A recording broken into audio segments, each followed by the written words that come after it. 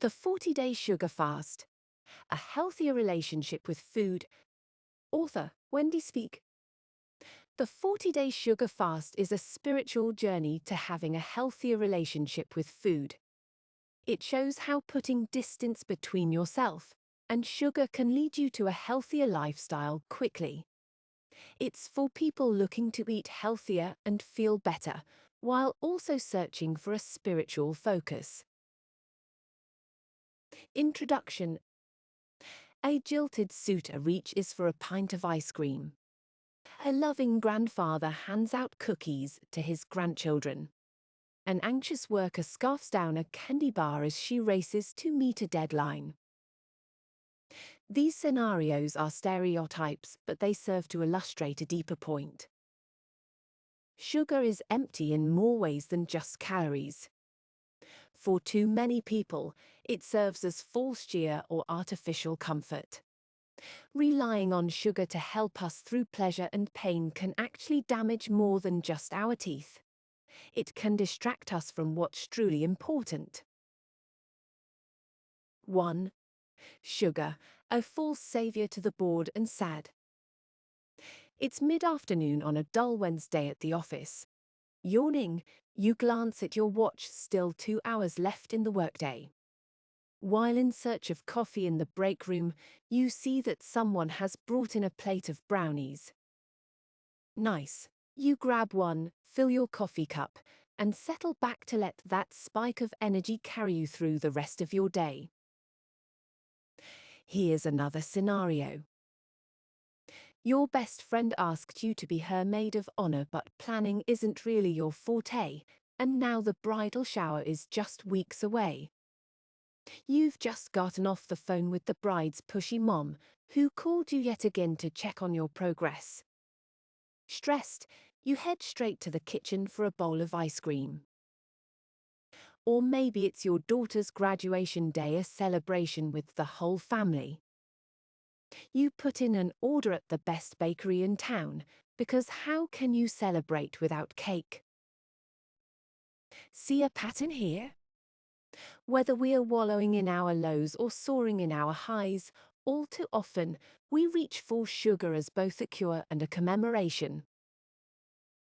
But can that cookie, candy, or ice cream really cure your boredom, your anxiety, your depression? And is it really the only way to celebrate? Sugar is not going to fix these ailments, it will create a host of other health concerns. Past hunger, anxiety, and boredom lies the real abyss, and emptiness that can't be filled by anything corporeal. This emptiness can only be filled by a spiritual cup. Only by replacing sugar with a sense of purpose can you truly address the root causes that cause you to turn to sugar in the first place. Undertaking a 40-day sugar fast is an excellent way to commit to that process and rediscover the true source of joy. 2. Setting the detox ground rules. You've made the important decision to jump in and commit to a 40-day sugar veto. Now, let's get into what that actually entails. When will you schedule your fast? Ideally, don't pick a time when you have travel plans, big family events, or are hosting out-of-town friends in your home. You want to reduce the potential for confusion and not place added temptations in your way. Here's another question. How exactly will you define sugar? Will you just cut out candy, chocolate, cake, and other sweet treats? Or will you take it one step further by refusing anything that includes sugar or high fructose corn syrup? Think ketchup or certain seasonings as well. Will you keep stevia or monk fruit on hand to sweeten your morning coffee, or do without completely? How about carbs such as pasta or bread, which contain sugar and will break down into sugary substances in your body? Will you find ways to substitute those through these 40 days?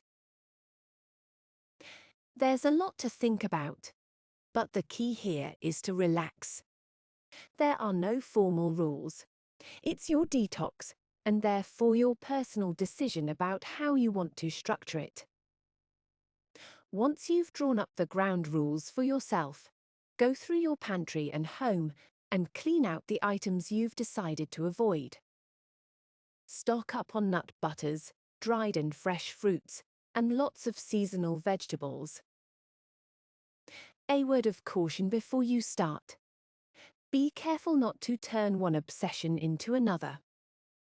In the process of eliminating after-dinner sweet treats, it may be tempting to dive deep into cookbooks and social media in search of sugar-free alternatives. But the idea isn't to replace one kind of dessert with a slightly healthier one.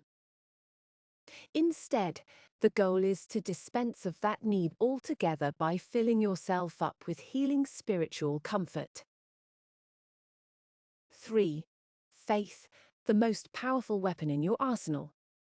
If you've read the book of Joshua, you'll know the triumphant story of the Battle of Jericho. While journeying in search of their promised land, the Israelites encounter an obstacle: the walled city of Jericho. A man with a sword appears to Joshua, telling him to take off his sandals because he is standing on holy ground. Joshua then follows God's commands to lead the Israelites around the city once a day for 6 days. On the 7th day, they walk around the city 7 times and then blow their trumpets. At the sound of the horns, the walls collapse. The battle is won, and Joshua rejoices. Now, what does this have to do with a sugar fast? Well, the Battle of Jericho is a lot like our battle with sugar addiction. Joshua takes off his sandals because he was on holy ground.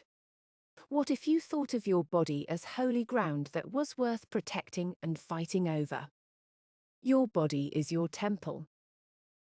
The average American consumes 150 to 170 pounds of sugar annually. That's an enormous amount, the equivalent to drinking 4 sodas a day for a year. What's your nemesis? Knowing what you're up against will help you face your enemy clearly, whether it's your morning cinnamon bun, 4 p.m. Dr. Pepper, or after-dinner piece of chocolate. If that mountain of sugar is the enemy, and your body is the battlefield, consider your weapon to be your faith in a bigger purpose and meaning in life. After all, that faith got Joshua through his battle. It can help the walls of your addiction come crashing down as well. As you wage this war, you may feel discouraged, cranky, irritable, and snappy. But look to Joshua once again. As soon as the walls of Jericho came tumbling down, Joshua celebrated. Even before he set foot in the city, he knew he'd won the battle because he trusted God to help him see it through.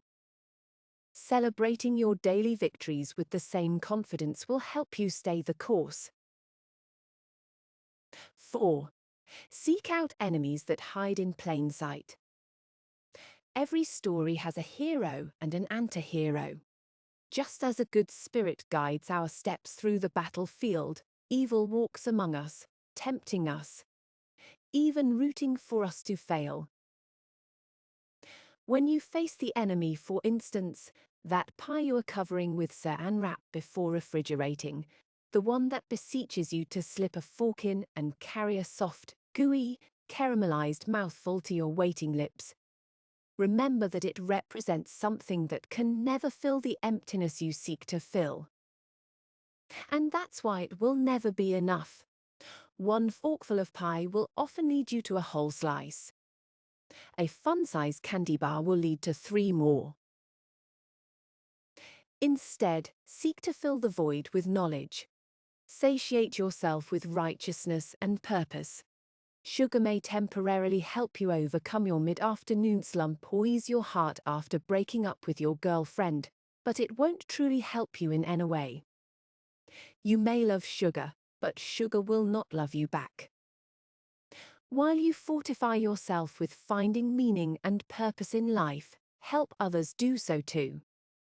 If you see salvation as the food with which you fill your plate, serve it to your community as well. Even if people don't notice your efforts or give you praise, keep reaching out to them and help them in their fight. Remember that enemies on the battlefield may be hiding in plain sight. Say you feel unsatisfied and restless from your sugar fast and turn to things like your phone and mindlessly scroll through Instagram for an hour. You may have stopped yourself from overindulging, but ultimately, all you did was exchange one enemy with another. Make sure you pick the right alternatives. Examine your compulsive behaviors. Seek out their root causes. And rest only when you understand that nothing but purpose can fill the holes in your soul. 5. Beware of false idols. In the previous section, we discussed how social media might replace sugar as an addictive behavior. While social media is an easy target at which to take a shot, it's not the only villain. Think of anything in your life that you feel an unhealthy attachment toward. Now, you may not initially recognize this attachment as unhealthy. For example, let's say you volunteer for the Humane Society, and love for animals is a huge part of your identity.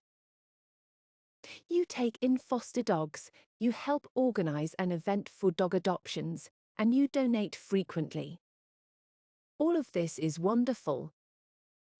But if your dedication to this activity grows to a point that you can't live without it, then you've merely substituted another filler for sugar.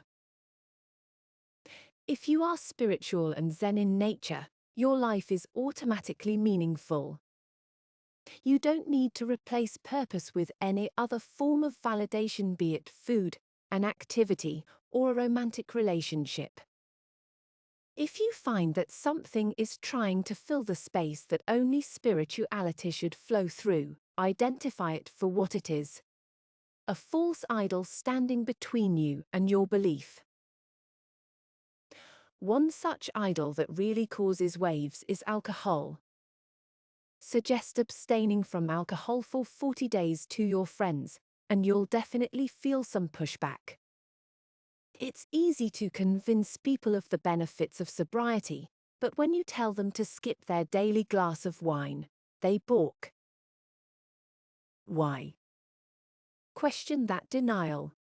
After all, there is no real benefit to drinking alcohol. It provides empty calories, affects your blood sugar levels, and can throw off the balance of gut bacteria and hormones. Do you really want that drink? A friend may respond that they need that drink. And there you have it. Another foe to battle so that spirituality can regain centrality in your life. 6. Choose your focus wisely. Until now, we've talked about sugar as an enemy that has to be fought. Here's another analogy to further illustrate the point. Think of your bank account with its finite resources. You pay the mortgage, the utilities, your car payments, and credit card bills. How will you spend the money that's left? You might want to invest it, take a trip, and buy that new dining table you've been eyeing. How do you prioritize? If you equate your attention and care to your bank account, you'll see that there's a limited amount you can spend on any one item. Caring for your house and turning it into a home for your family is a laudable task, but you shouldn't pay more attention to it than to yourself. Traveling and broadening your horizons is a worthwhile pursuit, but the search for other pastures should not override your spiritual journey and self-improvement. In short, when you cut out sugar, you'll have a clearer mind, less brain fog, and more time to zone in and focus on yourself. But all this fasting and abstaining, can it get boring? The truth is that boredom is probably not a result of a sugar fast. It's actually a trigger that will spark your cravings. You need consistency, and consistency is boring. Think about the afternoon after a typical Thanksgiving meal, for instance. You've gorged on turkey and pie, and the resulting combination of serotonin and insulin makes you lethargic. To wake up, you may indulge in a hot espresso. The resulting adrenaline induces your body to try and calm you down with cortisol, which in turn produces glucose and causes your blood sugar levels to rise. It's like being on a chemical roller coaster that eventually wears itself out. Being exhausted or sleepy can also trigger this chain of events. On the flip side, fasting often creates the very opposite feeling. Fasting can lead to mental clarity and alertness. Many who have tried sugar fasts for various reasons, not just spiritual ones, describe how it feels like they are coming out of a fog when they give up sugar, even after just a few days. When you substitute refined sugary snacks for nuts, fresh fruits and vegetables, and water, you'll likely find that your brain health improves. 7. The ultimate reward: a closer relationship with yourself. Toward the end of your 40-day fast, your mental acuity will become sharper and even more powerful. The clarity you have now can help you help others. When you are not focused on eating sugary foods or obsessing about food at all, you can create the kind of mindset that is able to cultivate compassion and generosity of spirit. Detoxing from sugar teaches you how to shift the focus away from serving yourself and towards the bigger picture. You could take a very practical and direct approach, such as taking the money you saved by not buying sugary treats and investing it. Hunger and sugar deprivation can be transformed into something exalted. Beyond the spiritual perks, a sugar detox also has definite benefits for the physical body. On top of better mental clarity, people who have completed sugar fasts talk about reduced aches and pains, less inflammation in the joints, fewer headaches, better complexions, and lower levels of anxiety and depression. Hold on to your clarity, in particular. It's a powerful tool, and you don't want to waste it, especially as you head into the last few days of the fast. It's easy to become complacent and to think of a sugar detox as simply another habit. So don't allow your hard-won victory to be anything other than a thoughtful practice. Continue to couple your practice with spiritual meaning and purpose. Perhaps the most useful thing you can take away from the 40-day veto is this: you are searching for a reward, but in all the wrong places. The truth is that the reward was never dessert. Sugar or whatever other crutch you relied on is not the golden apple. There is, and only ever has been, one true reward: a spiritual awareness, meaning, and purpose in life.